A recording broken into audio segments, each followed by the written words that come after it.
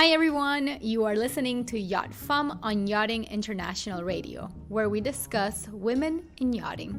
Welcome to YachtFemme, where we talk about the women that make the yachting industry. I'm your host, Andrea Tagliaferro. Learn who they are, how they got into yachting, and what they do today. Meet Yulia Bas, partner and designer at Lobanov Design. Julia is an architect, artist, yacht designer, and partner at Lobanov Design. The studio is behind some of the most innovative, award-winning super yachts and specializes on exterior design. Julia began her career drafting and creating general arrangement plans. Now she leads designers to take projects from conceptual stages to production. Lobanov Design's first office was in Moscow. Now the studio has opened a second location in Barcelona, where Julia currently resides with her husband and child. Okay. Hi everyone, welcome back to YachtFemme. I am here with Yulia Bas. She is the head designer and partner at Lobanov Design firm, now based in Barcelona. She's going to give us some insight in how she got into yachting as a designer, and she is also an artist and other things in the mix. So I'm very excited for you to get to know her. Hi, how are you? Hi, thank you for having me. So I'm Yulia Bas, but in yachting industry more known as Yulia Lobanov, as a partner and wife of Igor Lobanov from Lobanov Design. And I'm exterior and interior designer there and working more than 13 years together. So as you said, we're based in Barcelona now. Well, no, thanks for the background intro. So let's dive in now into how did you get into the yachting industry? So for me, it started quite early and by, let's say, a coincidence. Yeah, because I met Igor several years before he started his own yachting studio. So I just met him through common friends and we became friends. And he knew that I'm studying architecture and design. And I knew that he was involved as client's representative for Motor Yacht A building with Philip Stark back then. And he was designing a private jet interior and something else. So like crazy, luxurious projects that it felt for me as like I was like 20 years old and I was studying in Moscow and all that sounds for me so exotic. Right. Well, for me too, so don't worry. Well, still now, yeah. So, and then when I was doing my diploma in my university, and I was already working as an architect in the studio, he just invited me as a friend, you know, like I'm here doing some exciting stuff. I'm opening my yacht design studio and I have a project. Like, would you like to try? And was all this still when you were in Moscow or had you guys moved? Yeah, it was in Moscow. Yeah. So we started in Moscow. It was like for, let's say, well, several years it was based in Moscow. Yeah, okay. So it was the team from Russian guys only. Yeah. So he invited me and I was so excited. I just took my, I don't know, like extra night hours to draw it. And he liked it. And I joined the team. So there were some other designers, some architects, and we started to hire some more people. And then, yes, gradually just, I'm here, still here. Well, that's great. So you started designing and drafting. What is your role now in the firm? What do you do? So, yeah, if we come back, at the beginning again, so it was just I was hired as an architect, so I was supposed to do general arrangements plans, to plan the architecture, maybe interiors, etc. But I actually was so fascinated by the exterior design by itself, so I started to draw it as well. So I had so many ideas, and actually Igor let me just do it as I want, but he was always open for any ideas and he liked my ideas as well. So actually I think from the maybe even from the first year, I jumped into exterior design straight away. And yeah, then so I would say that it grew into a proper partnership. So now I can do, as I was, general arrangements, I can do sketching, concepts, furniture design, clients meetings, presentations, Photoshop, etc., etc. So we're quite multitasking.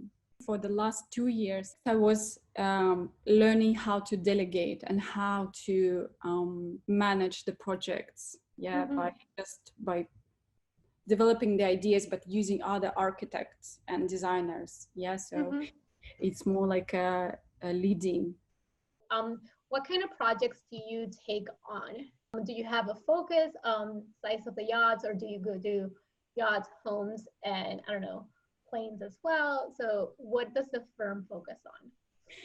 So we were, from the beginning, we were focusing on the, let's say, private transport. Yeah, so we tried to take some new airplane interiors, but it felt out. So we were concentrated on yachts. Yeah, let's say so. And we took mostly like a super yachts. So the very first contract actually we signed was like 120 meters boat, and quite a big start it was. But unfortunately, then when the 2008 crisis happened, and so despite we were paid for our job, but the project was cancelled. So the next one was 85 meter by Ocean Call, which is now called Amoravero. And the next one was 110. So basically, yes, more or less, we were working with super yachts, but then we realized that, you know, it takes 5 years to build such a beast. So actually to see more ideas embodied, yeah, we probably have to start working with a smaller size. Yeah, just for see because the construction is quite faster. Yeah, so it's easy. You're just going to see your boat in a year. So now we are very proud of the project we're doing with Overmarine Mangusta, which is a really famous range of boats, and it's quite popular. And we now issued the first one, which is just 104 feet, which is like around 30 meter, and it's like a really small boat for us. But it was challenging because it's the boat in series, so it's going to be produced like in many pieces. Those are great too. The ones that get produced multiple times. I know super yachts are wonderful, but they're unique and bespoke, and that's beautiful. But it's also, I think, the limiting part of it. You do one. And you mentioned, and I don't want to like cut you off there, but you were saying how that could also be a faster way to see the design evolving versus you design something and 5 years later, so many things happen in the world that you can't change because that project is still on that track. So I understand. And if you bear in mind that we did probably the design that you see issued like in the 2017, we may have started to work on it like in 2010. So it's like for us, it's already 8 years of work, and it's like, it's a lot. Yeah. And and because we're really keen to make every project unique. Yeah. So we never copy our designs. So this is another challenge that we placed for us, for ourselves. Of course. So coming into that, if you've seen things evolving, or let's go into, have you seen changes in this long career in the yachting industry, and where do you see the future of yachting going? So here, I would say about from a design perspective, I would say that for me, yachting design industry was a bit conservative. just because I was always comparing with product design, where architecture and car design, yeah, like super fast evolving industries. But I just think that happens because how many clients we have in yachting, yeah? So it's like, you can count them, yeah, just in, I don't know, maybe in hundreds, yeah. So it's not millions of people who are pushing this progress, and it's obviously following these clients, and it's normal for yachting, yeah. So it's not driven by, let's say, marketing. It's driven by the owners, and it's fine, yeah, for this industry. So, but I feel that last years, it got more, let's say, dynamic, and I don't know, more just great designs appearing every year. So, and we like it. I think it's really, you know, when one brave design appears, it's good for everyone, because let's say it changes the market. It changes how people open their eyes, yeah, and they see that, oh, okay, that could be that unusual, that beautiful, or that radical, for example. Well, like when Excellence, I think it is, when it came out, that the hull was just so striking, good or bad. Everybody has something to say about it. So exactly. At least, like, same thing you're saying, at least people saw, oh, you know what, they don't like it, but this could be something I can ask my designer to do for me. Yeah. I definitely have seen changes, people being a little bit more bold and not caring about the traditional lines that they had to stick to. Because, you know, it's kind of a statement, yeah. And if people seeing other clients really brave enough to make this statement, and they, I don't know, it's like the clientele is also changing, yeah. So we have now new waves of clients coming, yeah, younger and with different requests. So another thing that is going to change, I think, it's going to be more sustainable, I hope, at least, yeah. So again, I think the world's trends, they still changing the yachting as well, obviously. I want to hear what has been your biggest accomplishment, or something that you said, I'm super proud, I can't believe I was the one that did that. Yeah, it's a nice question, because I've been asked before, and it's always really easy to start talking about the trophies, the awards we got for... which are very nice as well. But yeah, okay. which is very, yeah, it was, it was, but for me, for myself, it was very interesting. Then when I actually was presented these trophies, it wasn't that exciting as going and see the boat in production. And actually to move the project into, well, just into life, you know. So for me, I would say the proudest moment when I think I was like 28 or something, and I went to the shipyard alone for a progress meeting to choose the materials, to sign the drawings and everything. So to actually like to lead the project for certain stage. And for me, yes, then when I felt like, okay, I have this competence, and actually like people really trusting me, the progress, and that was super exciting. And you also mentioned that that you left out right now, you were also a woman amongst many men. The yachting industry, yes, it is male dominated, but when you're talking about construction, it becomes even more. And when you're in your design studio, it's you, and you may have selected a couple of designers, but here you were alone at someone else's office at the shipyard, commanding the room among so many other men. So this is no, it's just now interesting, because you know what I thought? That it was actually easier for me to go alone and be presented as a designer than when we used to travel as usually with Igor.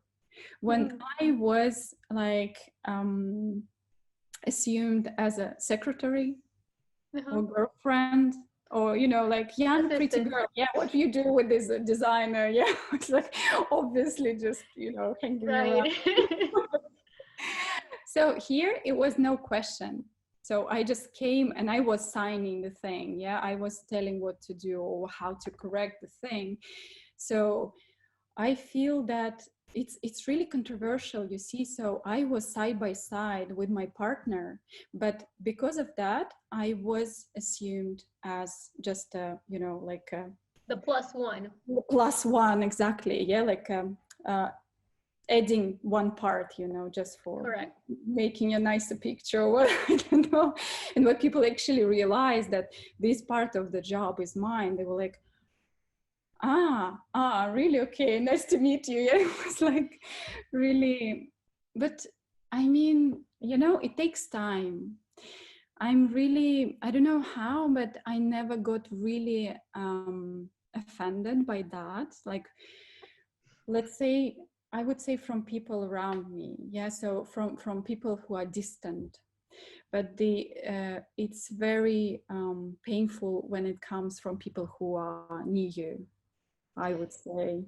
Yeah, I see what you mean. If you don't know them, it doesn't hurt that much. It's like when we say, yeah, it's like, okay, it's your stereotypes, like I will broke them, yeah, because I know that I can do something. But talking about the question you had before, I think this is also changing because, like, I mean, I wouldn't say that now the female discrimination exists. I mean, it's still maybe in your, I don't know, like maybe in subconscious settings or somewhere, and it will change in maybe in 1 or 2 generations. But I mean, literally, if you're doing your job great, nobody would stop you. Yeah, I mean, it's just the first impression that, yes, it's right. I've heard it from people that have been in the industry because it's very different in a sense that I am not one of those people starting out today. So I can't assess what's their first impression, because at some point, you've been around long enough, people now recognize you as an entity. We're not new 2020, right? And what I have heard from people that have been in the industry for long periods, for like 30 plus years, is that maybe the first impression, first of all, doesn't last as long. It's like they see you, but a second later, they know that you mean business and they let you, carry on with your job. But the second one that consistently happens is they would be under negotiated. And what it means is, I heard from 2 people that were negotiating royalties on a serious build, and the shipyard, which I'll not name, said that they never ever have done this and they would never do this. Funny thing is, I knew the interior design and the naval architect. The interior design female was told that never happened. The naval architect, for the same project, they didn't know each other, got the royalty and said, if you don't do it my way, I just walk out. Either way, they took him seriously and not her. So maybe first impression is changing, but it seems like, and this could be just an isolated event, the negotiation part it's still a little bit undermined. Done. Exactly. Well, we have seen improvement, so it's still definitely a positive trajectory we are on. So in the same conversation, we aren't starting. You've been in the industry for longer than many. If you were starting up today, what would you tell yourself? What advice you wish someone had told you that you could have skipped and gone like, oh, if only? What would you tell yourself? Yeah, this is if I would start now, I'm already a different person when I was, like when I started, what was it? Like, again, like 22 or something, I was literally a child. But I would definitely say to myself that never allow people devaluate your talent or your creative knowledge, like the expertise you can bring to the project. Yeah. And especially when they think so, when they doubt so, because you're a girl and you're young. Yeah. So don't let it in. let's say. And another thing that I'm still working on, and it's still a good advice for me, that to work and sort out my inner insecurities and fears, to step out and say what I am. Because I feel that anyhow, the more confident I get, the more people see me as a professional. So it's a bit like it works for me different way. It starts from within. Yeah. So for me, it's like a psychological way of being successful, if I can say so. Yeah, it's like, okay, I'll be confident when the other people see me, but unless I'm confident with myself, no one else will see me. So you definitely have to start the process. It's hard when you're struggling with what's within.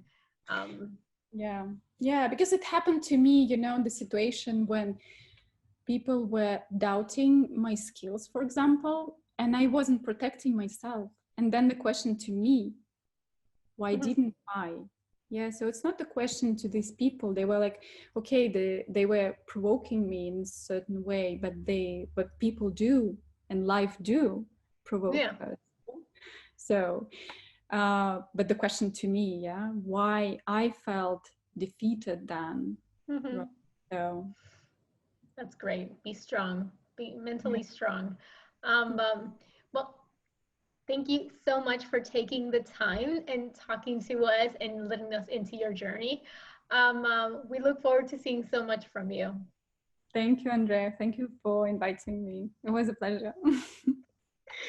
Well, have a great one. By the way, she's based in Barcelona and cannot fly right now. So if you are around, this is your chance to actually meet her for coffee. So take advantage. Thank you. Thanks. Thank you so much for listening to YachtFemme. If you like what you heard, please like, subscribe, and comment. Your comment will help us reach a broader audience. And don't miss the next episode. Bye!